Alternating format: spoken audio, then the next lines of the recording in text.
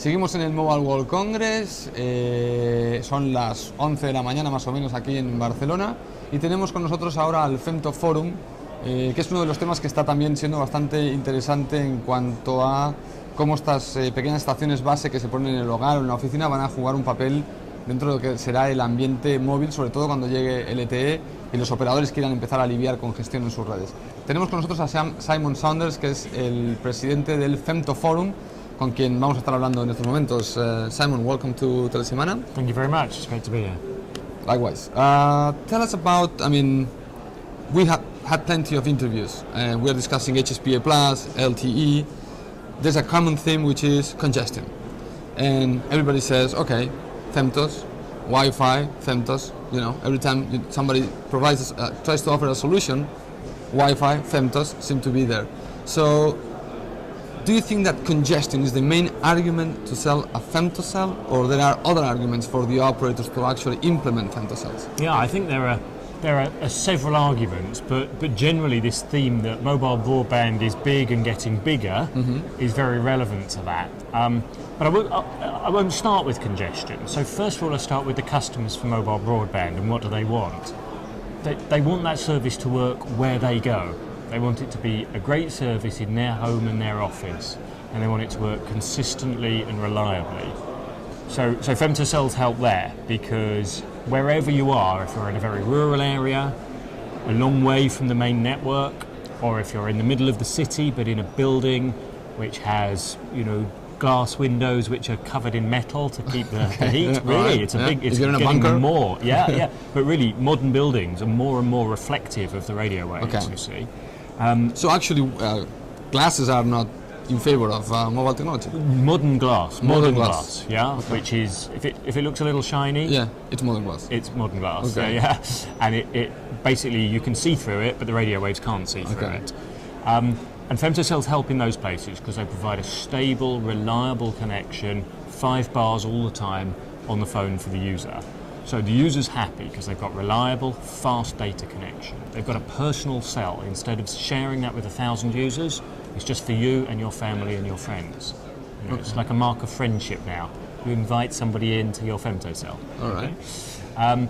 So that's what it means for the users in many ways. And furthermore, what do users not like about mobile broadband? The battery life, on the phone. You use it a lot, the battery life's a problem.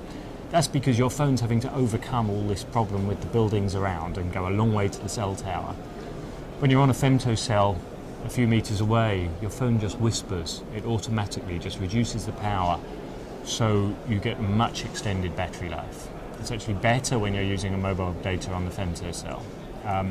So the user gets a lot from it. So even you get better speeds even? You get higher speeds because both you're not sharing the data speed with other users, and because on the macro environment the signal quality varies a lot, and most users most of the time are near the edge of cell. It's the way that the statistics works out.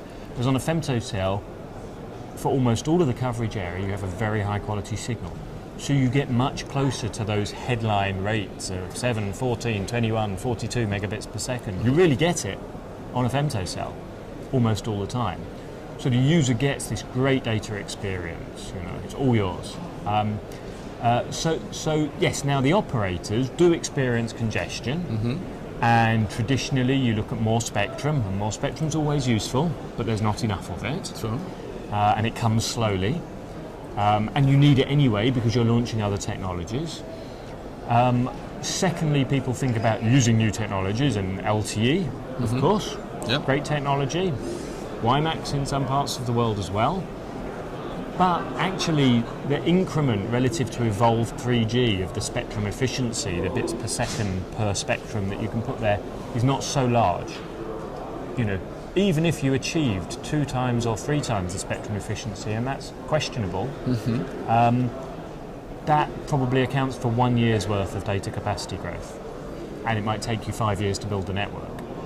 So the numbers just don't add up. Yeah. So then we start to talk about offload. Now we should be careful about offload, because there's offload where there's data flowing to the internet, the operator's adding no value, and that traffic they'd rather not see on their network. So you may use Wi-Fi, in that situation. The downsides of Wi-Fi in that situation for the operator, however, is they're not adding any value. Yeah. You know, they're not making their customers any happier. They're not differentiating themselves from one operator to another. And meanwhile, when they want to sell more mobile broadband data services, it's not about selling more bits, it's about selling it to more customers. Most customers do not have Wi-Fi in their phones. Even though most smartphones have Wi-Fi in them, the smartphones are only 20-25% of the market. The rest are phones that don't. Today, but even consultancy groups are just talking even 400 million. Significant growth, but remember how many billion mobile subscribers there are in the world. And they have 3G typically, but they don't have Wi-Fi. So FemtoCell can address the whole of the market, including the smartphones, and including the feature phones, the mid-range and low-end phones. And you can address the whole set of services, both the internet services and the operator services, the voice, the SMS, the rich communication suite services, you name it. So for the operator, it's a very natural extension to their network and an opportunity to provide a managed service to the customers, which really enhances the value in the eyes of those customers. So we're not against Wi-Fi. In fact, we think it's a great technology. And where it's available, where the phone has Wi-Fi, where it's switched on, where you have enough battery left to run it, of course you use it. But really, there's a better way. We think it's a better, more natural way, but it's also complementary. It tends to be for slightly different devices and different sorts of traffic. So we now see products that integrate together, Femto and Wi-Fi, in the market. We have initiative on smart offload approaches which integrate Femto and Wi-Fi and use the right ones in the right time. So you can actually make Wi-Fi better by having a Femto cell. Okay. Yeah?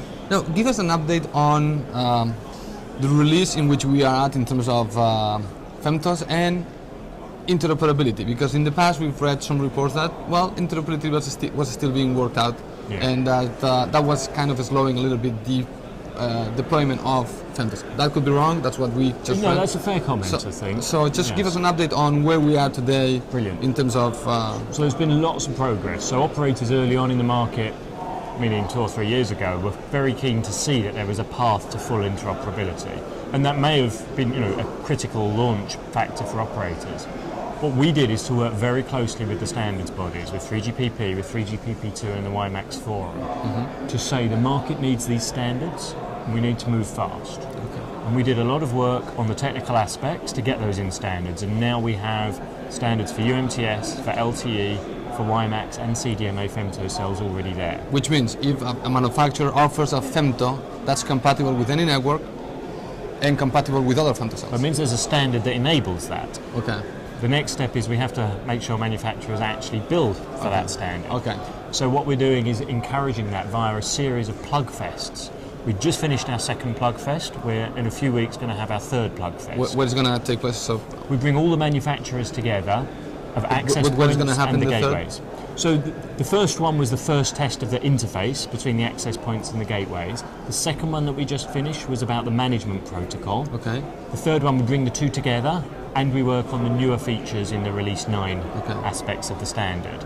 So we're doing a lot of that. And what we're now seeing is operators are specifying in their contracts with vendors that you must comply with that standard, or at least be software upgradable to the standard. Okay. So today, even if all the products aren't actually being used according to the standard, they're ready for that upgrade. Okay. Yeah, and the operators are very clear with the vendors and with ourselves in the forum to say, this is the path. Everything must go towards full open interoperability, and we're tending in that direction. Okay, I have 2 more questions, very brief, if you can.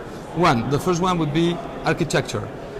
We've heard some people that self-organizing networks are going to be needed if a lot of femtocells are being deployed, because they tend to be on and off. You might switch them on, switch them off, and that might change the whole environment for the macro cells. I just said to that person that some other people had said that Sun was in the fantasy land, so I don't know if from the Femto Forum, do you think that Sun is a component that's going to be... It's really not a debate. Every femtocell network is a SON network. Okay. If you want to roll out hundreds of thousands or even millions of femtocells, you need SON. And femtocells have been built from the beginning with a whole range of SON capabilities. Okay. So actually femtocells have proven the possibilities of SON for the wider network. Okay. Interference. I had a couple of companies here discussing how they have been able to create software that allows multiple femtocells to be kind of close to each other without creating any interference. Exactly. Was that an issue in the past, and those companies are needed to solve that issue, or that's something that in the standard is also built? Tell us how that works, the interference. So you have to think about interference. Is it a good thing or a bad thing? It sounds bad. Yes. But actually, how is it that the cellular industry can grow? By managing interference so you can get an unlimited amount of data in a limited amount of spectrum. So managing interference and a controlled level of interference is key. To do that with femtocells, you need intelligent management techniques, and they need to work well, and it's not easy. But that's solved today. Okay. Different manufacturers do it in different ways, and there's lots of great innovation going on. The standards support it, but they don't mandate how you do it. Okay. And operators have now deployed these things in many thousands, tens of thousands and hundreds of thousands, and find that these techniques are working in the field. And in fact, the more femtocells you put, better. The lower the interference there is in the network, because you're now putting the power just to the users nearby instead of throwing it around a very wide area. So interference is a very serious and critical issue, and it's also a solved problem in terms of deployment of femtocells. So I can have a femtocell, my neighbor can have a femtocell, and we can both turn on the microwave to heat our dinner. The microwave's neither here nor there. Right. So to finalize, can you give us any prediction on the number of femtocells that you're going to projecting for the end of the year, next year? Probably you have a figure. Today we've got 19 operators live, 34 operators who've committed to femtocells. At the end of last year in the US, there were already more than 350,000 femtocells in service. That's more than the number of macrocells. Worldwide, there's about 1.7 million femtocells at the end of last year in service, more shipped, but in service, compared to 2.2 million macrocells. Okay? Forecasts inform a forecast 49 million access points in service by 2014. I think that's based mainly on the residential market. We've seen that a third of deployments today are actually enterprise. So you think you expect the number to be higher? I think we can go a lot further and faster. All right. Well, Simon, thank you so much for being with us and sharing, what the femto, all those little things that are being debated on the industry in terms of how femto should be implemented.